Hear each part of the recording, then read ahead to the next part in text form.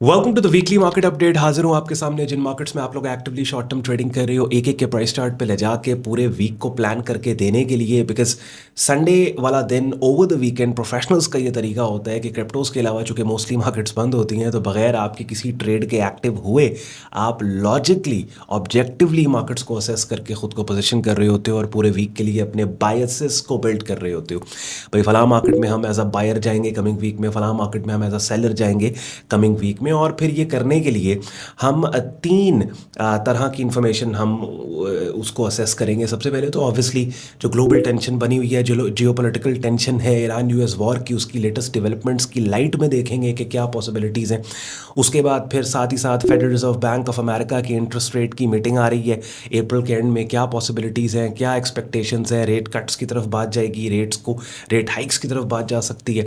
और फिर हम फॉरेक्स फैक्ट्री के ऊपर जाके देखेंगे जो इंपॉर्टेंट इकोनॉमिक इवेंट्स हैं जो मार्केट्स को मूव कर सकते हैं, उनको असेस करने के बाद एंड पे फिर I'll take you to the price charts और फिर मार्केट्स को मैप करके पिन पॉइंट्स, लेवल्स और एरियाज लगा के भाई फला मार्केट अगर बुलिश है या बेरिश है तो ये वो लेवल्स और एरियाज है जहां से आपको कमिंग वीक में अच्छी ट्रेड्स और पॉसिबल अपॉर्चुनिटीज़ मिल सकती हैं। तो कंटेंट वीडियो बहुत इंपॉर्टेंट, खास तौर पे अगर इन 5 मार्केट्स में आप एक्टिवली शॉर्ट टर्म ट्रेडिंग कर रहे हो, जिनमें क्रिप्टोज में से crypto mover benchmark cryptocurrency bitcoin है, स्टॉक इंडस्ट्रीज में से बेंचमार्क इंडेक्स US 500 है, फॉरेक्स में से USD JPY, कमोडिटीज़ में, मेटल्स में गोल्ड और एनर्जीज़ में क्रूड ऑयल है। तो एंड पे आज का कंटेंट यूजफुल लॉजिकल लगे, वीडियो को लाइक करके चैनल को सब्सक्राइब करके बेल आइकन पे क्लिक कीजिएगा। अब आप में से बहुत से लोग हैं जो ट्रेडिंग स्टार्ट करना चाहते हैं, ट्रेडिंग सीखना चाहते हैं, लेकिन एक वेन्यू उनको नहीं मिल रहा कि जहाँ पे सीक्वेंस वाइज वो काम को सीख समझ सके। तो 2 चीज़ें मैं आपको बताऊंगा। सबसे पहले तो मेरे चैनल पे ट्रेडिंग कोर्स के नाम से मैंने आपके लिए एक फ्री रिसोर्स, एक प्लेलिस्ट बना के रखी है। उसको डेली बेसिस की एक वीडियो करना आप स्टार्ट कर दो। बाय द टाइम प्लेलिस्ट आप कंप्लीट करोगे, काफ़ी हद तक आपको बिगिनर लेवल पे प्राइस एक्शन ट्रेडिंग और ट्रेडिंग का पता चल जाएगा। उसके बाद फिर अक्सर लोग कंफ्यूज होते हैं कि कौन से ब्रोकर के ऊपर अकाउंट ओपन करें, तो अपनी रिसर्च भी आप कर सकते हो। बहुत से वेल रेनाउंड और रेप्यूटेबल ब्रोकर्स अवेलेबल है। तो लेकिन मेरी कॉल पे अगर आपने जाना है तो इस वीडियो के डिस्क्रिप्शन में मेरे प्रेफर्ड ब्रोकर FX Pro का लिंक दिया हुआ है, जहाँ पे एक ही ट्रेडिंग वॉलेट से एक ही टाइम पे आप forex, stocks, crypto, commodity markets में अपनी शॉर्ट टर्म ट्रेडिंग कर सकते हो। और फिर फंडेड अकाउंट आपने अगर लेना है और funded trading prop trading start करनी है, तो मेरी प्रेफर्ड प्रॉप फर्म का लिंक और डिस्काउंट कोड्स भी इस वीडियो के डिस्क्रिप्शन में दिए हुए हैं। तो लेट्स स्टार्ट द एक्शन। सबसे पहले तो ईरान US वॉर डेवलपमेंट्स खबर आपने सुन ली होगी, ये जो आंख मचोली चल रही है कि कभी खबर आती है सीज फायर हो गई है, कभी खबर आती है पीस टॉक सक्सेसफुल हो गए हैं, फिर बाद में पता लगता है कि स्ट्रेट ऑफ हॉर्मुज़ को दोबारा बंद कर दिया गया है। ऑब्वियसली ईरान और US के अंदर जो 10-12 पॉइंट्स की निगोसिएशंस हैं, उन पॉइंट्स में से किसी 1-2 पॉइंट के ऊपर हर दफ़ा गेम अड़ जाती है। और उसके बाद ईरान के अंदर उसका जो स्ट्रक्चर है गवर्नमेंट का, वहाँ पे एक तो वहाँ की ऑफिशियल गवर्नमेंट है और उसके बाद वहाँ की फ़ौज है। और इस दफ़ा थोड़ा सा हमें कॉन्फ्लिक्ट नज़र आ रहा है कि उनके फॉरेन मिनिस्टर की तरफ से जब बात की गई कि straight of Hormuz is fully opened, उसके 24 घंटे बाद ही स्ट्रेट ऑफ हॉर्मुज़ को दोबारा बंद कर दिया गया। और अब मार्केट मंडे ओपन पे इस स्ट्रेट ऑफ हॉर्मुज़ की दोबारा से ब्लॉकेट को हो सकता है रिस्पॉन्ड करे और ऑयल की कीमतें अपसाइड के ऊपर एक दफ़ा हमें जाती नजर आएँ, गोल्ड के ऊपर दोबारा डाउन साइड प्रेशर मिले। बिटकॉइन मार्केट ऑलरेडी एक अच्छा ब्रेकआउट का क्लू देने के बाद दोबारा से, जब आप ये वीडियो देख रहे हैं तो डाउन साइड के, जब मैं ये रिकॉर्ड करूँ, देख नहीं रहे, जब मैं ये रिकॉर्ड कर रहा हूँ डाउन साइड के ऊपर आना स्टार्ट हो गई है। तो प्राइस चार्ट पे जाके इन सारी चीज़ों को हम डिस्कस करेंगे। अब लगता ऐसे है कि ये डिसाइसिव मोमेंट्स के अंदर ईरान US वॉर जाने वाली है, बिकॉज अमेरिका ने, अच्छा ये मैं बता दूं पहले कि स्ट्रेट ऑफ हॉर्मुज़ की जो दोबारा से ब्लॉकेड हुई है उसकी रीज़न ये कि अमेरिका ने भी स्ट्रेट ऑफ हॉर्मुज़ को बाहर से ब्लॉक करके रखा हुआ है। तो ईरान का ये कहना था कि भाई सीज़ फायर चल रही है और आप जो एक बाजा बजा रहे हैं कि पीस टॉक सक्सेसफुल हो गई हैं और जंग ख़त्म होने वाली है, तो जो अपने स्ट्रेट ऑफ हॉर्मुज़ की अमेरिका ने ब्लॉकेड करके रखी है अपने नेवल वॉरशिप्स के ज़रिए, उसको तो हटाएं। ठीक है, तो ईरान ने पहले ये 24 घंटे के लिए स्ट्रेट ऑफ हॉर्मुज़ की ओपनिंग की अनाउंसमेंट की और इस उम्मीद पे की कि अब अमेरिका अपनी ब्लॉकेड भी हटा के मामलात सही, लेकिन अमेरिका ने अपनी ब्लॉकेड नहीं हटाई, कि जिसकी रिटेलिएशन में एनालिस्ट कह रहे हैं कि ईरान की जो फोर्स है वहाँ पे जो ये, तो उन्होंने दोबारा से कहा कि जी हम इसको ब्लॉक कर रहे हैं। अब कहीं ना कहीं किसी न किसी बनने कमिंग डेज़ के अंदर, कमिंग वीक में बात लगती नज़र आ रही है। आपको पता है अगर तो दोबारा से स्ट्रेट ऑफ हॉर्मुज़ की ओपनिंग की खबर आती है, अब 2-3 चीज़ें हमने असेस करनी है।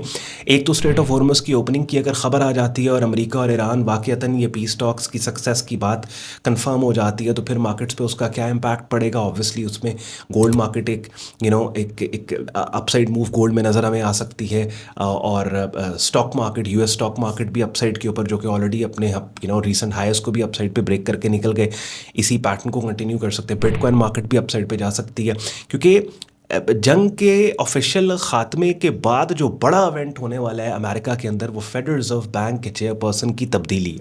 इस टाइम जेरोम पाल हैं, और कहा जा रहा है कि 28-29 अप्रैल को जो फेड की FOMC मीटिंग होनी है, जहां पे इंटरेस्ट रेट डिसीजन होगा, वो उनकी आखिरी मीटिंग है। और उसके बाद 15 मई को जेरोम पाल की रिटायरमेंट और इनके जाने या इनके रेजिग्नेशन के बाद वाला जो फेड प्रेसिडेंट एक्सपेक्टेड है, फेड चेयरपर्सन, वो केविन वॉश है, जो ट्रंप का अपना सेलेक्टेड और इलेक्टेड बंदा है। और अभी से एनालिस्ट के आर्टिकल वॉल स्ट्रीट जर्नल, बैरेंस, जो कि बहुत बड़े फाइनेंशियल पब्लिकेशन थे, उन पे छापना स्टार्ट हो गए हैं कि केविन वॉश को ट्रंप ये उसका द रीज़न उसका वो सेलेक्टिव बंदा है बिकॉज ट्रंप चाहता है कि इंटरेस्ट रेट कट्स की तरफ बात जाए। तो आप देखिए, अगर इंटरेस्ट रेट कट्स का जो एक्सपेक्टेशन है वो मज़ीद मार्केट में अगर डाइव इन कर जाती है, तो ये चीज़ गोल्ड को एक अपसाइड थ्रस्ट दे सकती है, बिटकॉइन को अपसाइड थ्रस्ट दे सकती है। स्टॉक मार्केट यूएस की जो ऑलरेडी अपसाइड पे है, खासतौर पे US 500 जो इनके इंडेसीज है, नैस्डैक और US 500, इनको अपसाइड मजीद थ्रस्ट दे सकती है। डाउ जोन्स भी फॉलो करेगा, वो इंडस्ट्रियल एवरेज है।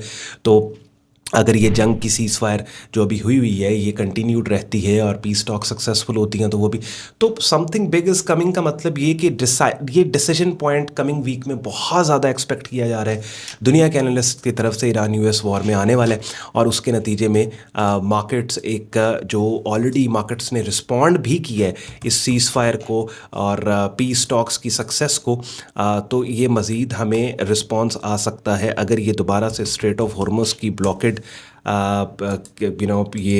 सॉर्ट आउट हो जाती है। तो अब मैं आपको फॉरेक्स फैक्ट्री पे लेके आया हूँ, अपनी स्क्रीन पे आप फॉरेक्स फैक्ट्री देख रहे हैं। यहाँ पे हम देख लेते हैं कमिंग वीक के अंदर क्या पॉसिबल नंबर्स हैं, क्या पॉसिबल इकोनॉमिक इंडिकेटर्स हैं जिनके ऊपर मार्केट्स मूव कर सकती हैं। मंडे वाले दिन हमारे पास कनाडा की तरफ से डेटा है। अच्छा, इसमें जब फॉरेक्स फैक्ट्री आप देखते हैं ना, तो सबसे ज़्यादा सिग्निफिकेंस और इंपॉर्टेंस हमने US की तरफ से आने वाले डेटा को देनी होती है, बिकॉज जितनी भी मार्केट्स को हम ट्रेड कर रहे हैं वो US डॉलर के अगेंस्ट ट्रेड हो रही हैं, तो US की तरफ से आने वाला डेटा इंपॉर्टेंट है।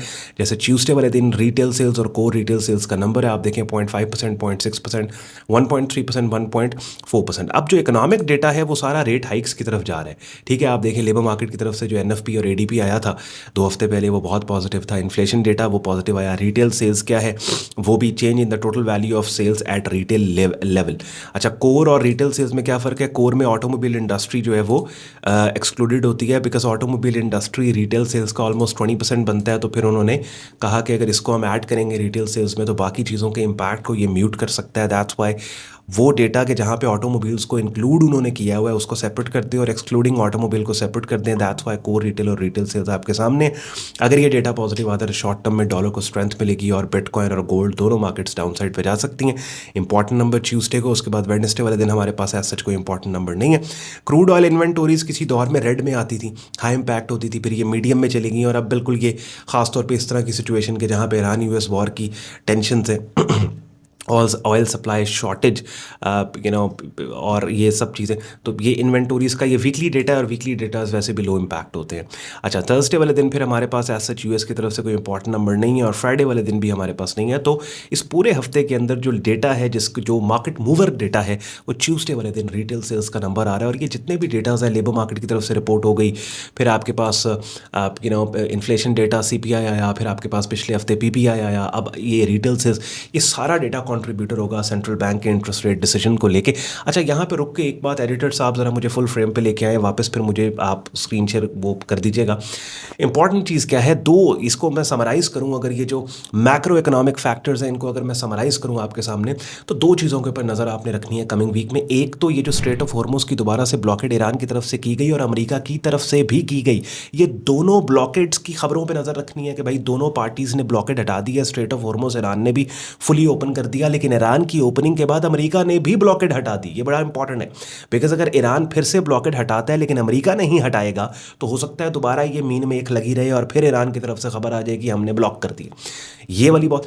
दूसरी इंपॉर्टेंट चीज़ क्या है, फेडरल रिजर्व बैंक की जो मीटिंग आ रही है 28-29 अप्रैल को, उस मीटिंग के अंदर एक्सपेक्टेशन है कि इंटरेस्ट रेट अनचेंज्ड रहेगा, चेंज्ड नहीं होगा। और जेरोम पाल जो फेड के चेयरपर्सन अब हैं, उनकी और प्रेसिडेंट ट्रंप की पिछले साल डेढ़ से जो तू मैं, वो इसी वजह से है कि ट्रंप कहता है इंटरेस्ट रेट रेट को कम करो, बिकॉज रेट्स का कम होना स्टॉक मार्केट के लिए बेहतर होता है, कॉस्ट ऑफ बोरोविंग कम हो जाती है। और ट्रंप इस चीज़ का बड़ा फ़ैन है कि मेरे टेन्योर के अंदर स्टॉक मार्केट बहुत अच्छा काम करे, ताकि ये तमगा भी मुझे मिल जाए कि मेरे टेन्योर में इकॉनमी ने बहुत ज़्यादा बूस्ट किया।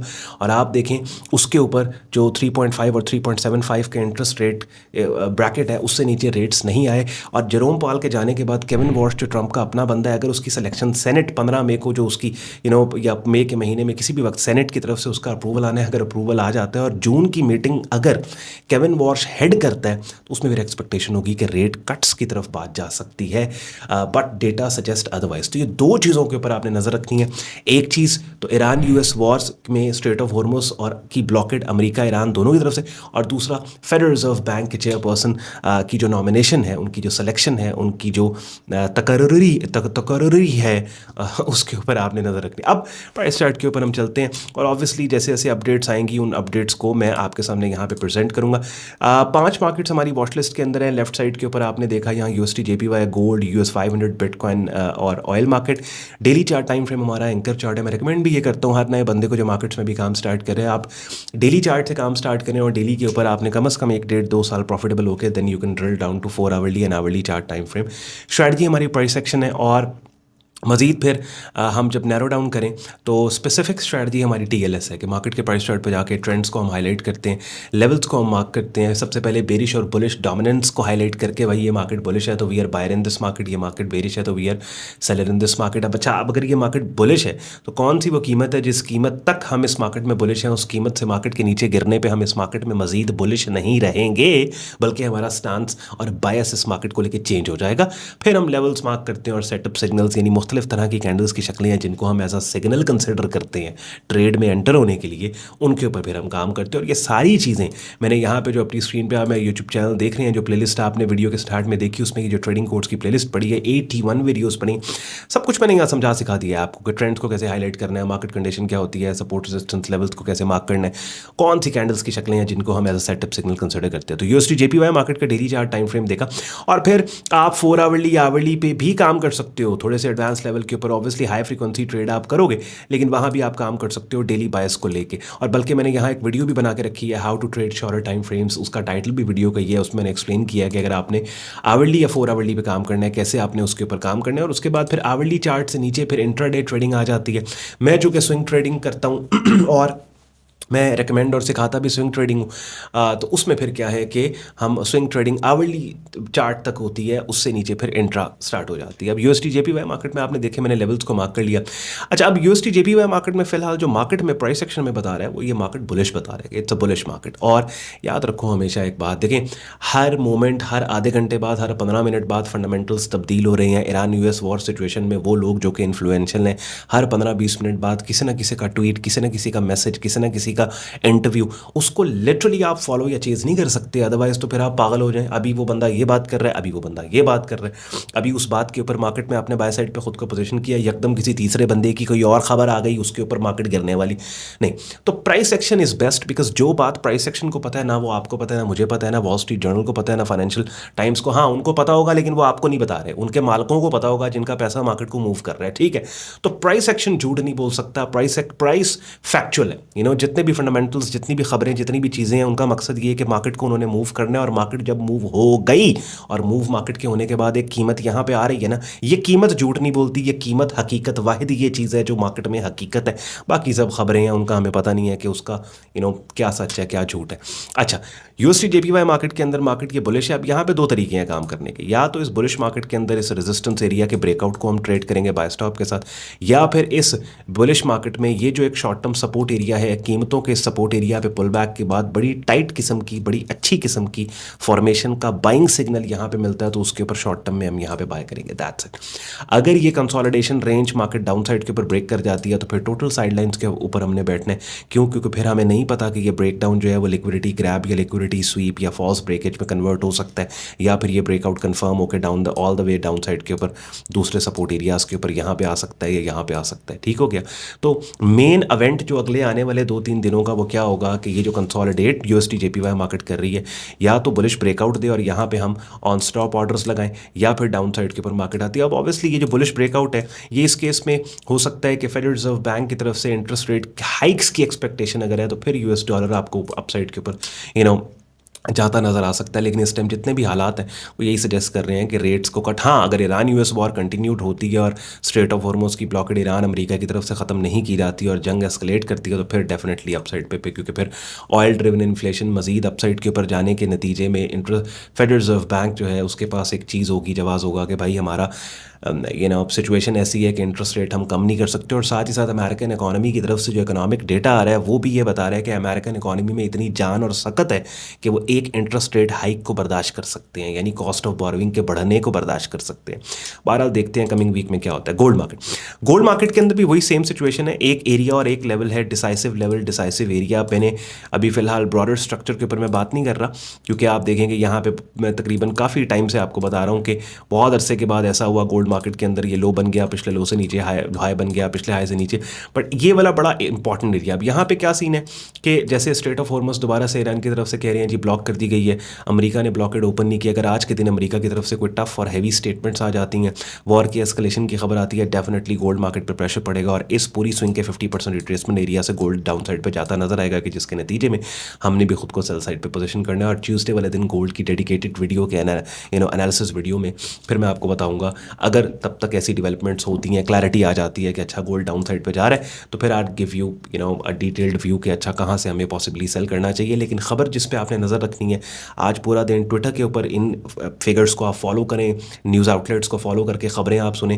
कि अगर तो ऐसे होता है डाउन साइड पे ये रेजिस्टेंस एरिया होल्ड करता है, मार्केट नीचे गिरती है और ये वाला जो एरिया बहुत इंपॉर्टेंट है जहाँ से रिसेंटली कीमतें उठी, एक शॉर्ट टर्म बड़ा माइनर स्विंग पॉइंट है, मार्केट इससे नीचे आती है तो फिर यही वाला रेजिस्टेंस जोन बनेगा कि कीमतों के नीचे जाने के बाद इसी रेजिस्टेंस पे पुल बैक के आने के बाद ऐसी कैंडल्स की शक्लें जो कीमतों के गिरने का क्लू दे उनके ऊपर सेल साइड पे काम हो सकता है। लेकिन अगर कोई सिचुएशन ईजअप होती है कमिंग डेज के अंदर और मंडे ओपन पे कीमतों के इवन गोल्ड के गिरने के बावजूद ऐसी खबरें आपको ट्विटर के ऊपर और मीडिया आउटलेट्स पे मिलती हैं कि जहां पे ईरान की तरफ से स्ट्रेट ऑफ हॉर्मुज़ को दोबारा खोलने या अमेरिका के पीस टॉक्स के तीसरे राउंड की तरफ आने और प्रेसिडेंट ट्रंप की इस बात कि भाई हम भी ब्लॉकेड ओपन करते हैं स्ट्रेट ऑफ हॉर्मुज़ की और अब फिर अपसाइड के ऊपर हम ब्रेकआउट को ट्रेड करेंगे बाय स्टॉप के साथ। ऑब्वियसली हमें स्टॉप लॉस के ऊपर काम करना है, लेवरेज ट्रेडिंग हम कर रहे हैं तो वहाँ पे हमें कैंडल्स की वो शक्लें चाहिए कि जो शक्लें हमें अच्छे स्टॉप प्लेसमेंट्स दें कि जिनके ऊपर हम काम करें। फिर मजीद क्लैरिटी आपको सिनेरियो मैंने बिल्ड कर दिया, ये वाला लेवल बहुत इंपॉर्टेंट है, या तो बाय स्टॉप एंट्री है और या फिर डाउन साइड के ऊपर अगर मार्केट जाती है तो हमें यहाँ पे वेट करना है। ठीक हो गया। अच्छा, और इसी चीज़ को उठा के फिर शॉर्टर टाइम फ्रेम पे भी आप लेके जा सकते हो। जैसे ये वाला लेवल आपने यहाँ पे मार्क किया ना, मैं जल्दी से आपको ये एरिया हाईलाइट करके उसके बाद नेक्स्ट मार्केट के ऊपर लेके जा रहा हूँ। ये लेवल आपने यहाँ पे मार्क कर दिया, इसी लेवल को उठा के आपने 4 आवरली के ऊपर जब आप लेके जाएंगे तो देखें 4 आवरली कितना प्यारा यहाँ पे एनवायरनमेंट है। अब 4 आवरली चार्ट पे जाते हैं तो ये एक अच्छी बेस है जहाँ से रिसेंटली कीमतें उठी थी, मार्केट कंसोलिडेट करके ऊपर इसी लेवल पर कीमतों के पुल बैक के आने के बाद कोई दोबारा से नया बाइंग सिग्नल आता है, दोबारा से आप बाय साइड के ऊपर या ये वाला resistance area market consolidate inside multiple inside bar बना के देती है तो बिल्कुल बाय स्टॉप के साथ काम किया जा सकता है। हाँ, final defence line daily chart का वो माइनर स्विंग पॉइंट और स्विंग एरिया वो कौन सा है, वो ये वाला है। इस लेवल से अगर मार्केट नीचे गिर जाती है बहुत ही, तो इसका मतलब है भाई सिचुएशन जो है वो बुरी सिचुएशन है। जंग की एस्केलेशन और फेडरल रिजर्व बैंक के रेट हाइक्स की एक्सपेक्टेशन है, रेट्स को कट करने की नहीं, रेट्स को बढ़ाने की। तो शॉर्ट टर्म ट्रेड्स आपको आवरली 4 आवरली पे गोल्ड मार्केट के इन लेवल्स और एरियाज पे मिल सकती है। यूएस 5 मिनट के ऊपर चलते हैं। अब यूएस 5 मिनट के अंदर आप देखिए ऑलरेडी फ्राइडे क्लोज जो है वो बहुत ज़्यादा अपसाइड पे मार्केट्स में बहुत ऑप्टिमिज्म है। US stock market when it comes to, इसमें दो सबसे बड़ी, एक तो ये जेरोम पाल के जाने और केविन वॉश के आने। केविन वॉश ट्रंप का अपना बंदा है, सबसे पहला काम ही ट्रंप ने ये करवाना है उससे कि भाई इंटरेस्ट रेट्स को कट करो, कॉस्ट ऑफ बोरोइंग कम होगी, लोगों की बाइंग पावर बढ़ेगी, कंज्यूमर स्पेंडिंग के बढ़ने के नतीजे में स्टॉक मार्केट में लिस्टेड कंपनीज के रेवेन्यूज जब बढ़ते हैं तो इंडेक्स अच्छा परफॉर्म करता है। और दूसरी obviously P stocks over the weekend आप देखें जी, पी स्टॉक्स हो गई सक्सेसफुल हो गई अमेरिका की तरफ से, थैंक यू फलां थैंक यू फलां थैंक यू फलां के भी हमारा तो, लेकिन स्ट्रेट ऑफ हॉर्मुज़ दोबारा ओवर द वीकेंड बंद हो गया। भाई देखो कमिंग वीक में क्या होता है। तो मुझे लगता है कि रेजोल्यूशन रिसेशन तो मोस्ट लाइकली होगा, because I think Iranian economy के अंदर भी अब बहुत ज़्यादा इतना नहीं है, बिकॉज अमेरिका ने जो बाहर से स्ट्रेट को ब्लॉक कर रखा है, कहा जा रहा है कि multi hundreds of millions of dollars का उन्हें डेली बेसिस पे लॉस है, और काफ़ी दिन इस ब्लॉकेट की वजह से जहाँ पे इरानियन एक्सपोर्ट्स भी बाहर नहीं जा रही, तो मल्टीपल बिलियंस ऑफ डॉलर्स का उनको जो है वो नुकसान हो सकता है। तो इसमें अब एक्सपेक्टेशन यही है कि स्टॉक मार्केट अपने इस बुलिश ट्रेंड को कंटिन्यू रखेगी, और रेलिवेंट लेवल्स और एरियाज के जहाँ से रीसेंट ब्रेकआउट्स हमें मिले वही लेवल्स जो पहले रेजिस्टेंस थे अब सपोर्ट एरिया के तौर पे काम करके इन सपोर्ट एरियाज पे पुल बैक के आने के बाद ऐसी कैंडल्स की शक्लें जो कीमतों के उठने का क्लू दे रही हैं, उनके ऊपर बाय साइड के ऊपर काम हो सकता है। ऑब्वियसली अगर एक ही झटके में ये डाउन साइड के ऊपर मूव आ जाती है और डाउन साइड पे मार्केट एक ही झटके में आप देखते हैं एक ही कैंडल है जो कलैप्स कर गई है, तो ऑब्वियसली उसके नतीजे में तो ओवरऑल आइडिया ऑफ बाइंग वो ही नलिफाई हो जाएगा। और फिर शॉर्टर टाइम फ्रेम्स पे 4 आवर्ली चार्ट के ऊपर भी आप ये काम कर सकते हैं। 4 आवर्लीज पे और आवर्लीज पे क्या होता है, जरा आपको टाइट स्टॉप प्लेसमेंट मिल जाती है। उसके बाद आए बिटकॉइन मार्केट में। बीडीसी मार्केट के अंदर डेली चार्ट से हम स्टार्ट करेंगे। डेली चार्ट के ऊपर जो मार्केट ने रेंज बनाई थी, मार्केट ट्राइड के इस रेंज को अपसाइड के ऊपर ब्रेक करे, और अपसाइड की ब्रेकआउट के बाद फिर ये देखें यहाँ पे एक इनसाइड बार पैटर्न ऑलरेडी बना हुआ है। बाय द टाइम आपको वीडियो मिलेगी, अब इसमें 2 पॉसिबिलिटीज है, अब याद रखें एक बात। पहली चीज़ तो ये कि बाय स्टॉप ऑर्डर ऑलरेडी, ये जो मदर कैंडल आपको मिली है यहाँ पे, ये मदर कैंडल जिसके ऊपर मेरे माउस का आप कर्सर आ रहा है, फ्राइडे 17 अप्रैल, इस मदर कैंडल के हाई पे, इसके हाई के ब्रेकआउट पे बाय स्टॉप के साथ यहाँ पे आपको ऑर्डर लगाओ, इस लो के नीचे आपका स्टॉप हो। ऑब्वियसली ये स्टॉप लॉस, क्योंकि डेली चार्ट पे आप काम कर रहे हो, स्टॉप लॉस प्लेसमेंट काफ़ी वाइड होगा। छोटा स्टॉप लेने के लिए फिर आपको 4 आवर्ली या आवर्लीज के ऊपर आप जा सकते हो, लेकिन डेली चार्ट वालों के लिए बता रहा हूँ कि ये आप काम कर सकते हो, बिकॉज अभी ये जो इनसाइड बार है 18 अप्रैल सैटरडे की कैंडल जो कि बेरिश है, आपको कोई पता नहीं है, कोई ऐसी या खबर आ जाए जिसके नतीजे में पता लग जाए कि भाई ईरान ने भी स्ट्रेट ऑफ हॉर्मुज को ओपन करने की बात कर दी, अमेरिका भी ब्लॉकेड हटा रहा है, बिटकॉइन मार्केट स्पाइक कर सकता है अपसाइड पे, ताकि फिर अगर ऐसा होता है तो आप तैयार हो और आप इस पूरी मूव के अंदर यहां पे बैठे हो। ठीक है, नीचे आपका स्टॉप लॉस है। दूसरा ऑप्शन ऑब्वियसली ये, अगर मार्केट नीचे गिरती है तो बुलिश फेकआउट का वेट करो कि मार्केट एक दफा इस इनसाइड बार पैटर्न के लो को ब्रेक करके डाउन साइड पे जाने के बाद वापस इसी की रेंज में आके क्लोज हो जाए, ये एक बुलिश सेटअप बन जाएगा। उसका मतलब फिर दोबारा बाय साइड के काम करना। तीसरा ऑप्शन कि ये दोनों काम नहीं होते और मार्केट नीचे ही आती है, तो फिर दैट मीन्स कोई ना कोई गेम, कोई ना कोई चक्कर है। मार्केट ने सिर्फ इस रेंज के अपर एक्सट्रीम रेजिस्टेंस को टेस्ट करके, लिक्विडिटी को ग्रैब करके, स्टॉप्स को हंट करके अब मार्केट डाउन साइड पे जाना चाहती है, और तब तक फिर फंडामेंटल्स जो हैं, जो जियोपॉलिटिकल डेवलपमेंट्स हैं, वो भी आपके सामने होंगी कि ब्लॉकेट कंटिन्यूड है, स्ट्रेट ऑफ हॉर्मुज की अमेरिका की तरफ से भी सख्त स्टेटमेंट्स आ रही हैं, तो फिर हमें पता है कि भाई बिटकॉइन पे मजीद प्रेशर पड़ने वाला है और बिटकॉइन डाउन साइड पे, तो फिर हम खुद को सेल साइड पे पोजीशन करेंगे। तो आज का दिन देते हैं, बिकॉज कल मंडे को बिटकॉइन के डेडिकेटेड एनालिसिस की वीडियो की बारी है, तो मजीद फिर जो डेवलपमेंट्स होंगी उनको कल की वीडियो में हम डिस्कस कर लेंगे, हमें क्लैरिटी मिल जाएगी। ऑयल मार्केट क्या बता रहा है? ऑयल का प्राइस एक्शन बता रहा है कि जंग खत्म हो गई है, खत्म होने वाली है, बिकॉज ये वाला स्विंग पॉइंट बहुत ज़्यादा डेली चार्ट पे इंपॉर्टेंट था, ये वाला, और ऑयल मार्केट को इस स्विंग पॉइंट से ऊपर रहना चाहिए था अगर ऑयल मार्केट के ने मजीद वापस ऊपर जाना था, लेकिन ये स्विंग पॉइंट डाउन साइड के ऊपर ब्रेक हुआ, मार्केट ने ऐसा लो बनाया जो पिछले लो से नीचे निकल गया।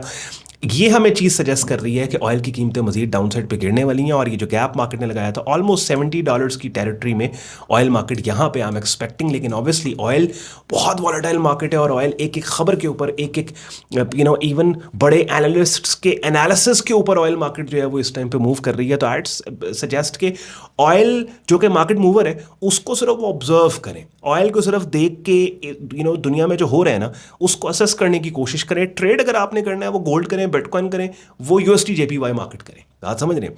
तो देखते हैं क्या डेवलपमेंट होती है। अभी तो स्ट्रेट ऑफ हॉर्मुज ब्लॉक्ड है, और स्ट्रेट ऑफ हॉर्मुज की ब्लॉकेड के ऊपर ईरान ने भी ब्लॉक की, अमेरिका ने भी ब्लॉक की। ऑब्वियसली अगर ये ब्लॉकेजेस अगर ओपन होती हैं ईरान अमेरिका दोनों की तरफ से, तो ऑयल मार्केट में हमें एक मजीद डाउन साइड पे, जैसे हम एक्सपेक्ट कर रहे हैं कि ये वाला जो लो मार्केट ने प्लेस किया है फ्राइडे का, इसको डाउन साइड पे मार्केट ब्रेक कर सकती है। और अगर ये ब्लॉकेट कंटिन्यूड रहती है और सख्त स्टेटमेंट्स आना स्टार्ट होती हैं, तो मार्केट ने ये जो रेड लाइन है जो इसको डाउन साइड पे ब्रेक किया, कुछ दिन जब तक टेंशन रहती है मार्केट इस $85 की टेरिटरी से ऊपर कंसोलिडेट कर सकती है। आई होप आपको मज़ा आया होगा और समझ भी आई होगी। लॉजिकली मैं प्राइस चार्ट्स पे लगा के मैंने कोशिश की है कि मैं आपको पोजीशन करवाऊं और कमिंग वीक को प्लान करवाऊं। देखो ये जो टाइम्स होते हैं ना, ये आसान नहीं होते, ये टाइम ज़रा मुश्किल होते हैं, जहाँ पे बहुत ज़्यादा मार्केट्स को लेके हमें एक कन्फ्यूजन, इवन मार्केट्स में कन्फ्यूजन नज़र आती है, बिकॉज बहुत से फैक्टर्स है। ईरान US वॉर सिचुएशन है, उसकी डेवलपमेंट्स हैं, फिर फेडरल रिजर्व बैंक की तरफ से जो कन्फ्यूजन है कि इंटरेस्ट रेट्स के साथ साथ क्या करना है, बढ़ाना है, कम करना है।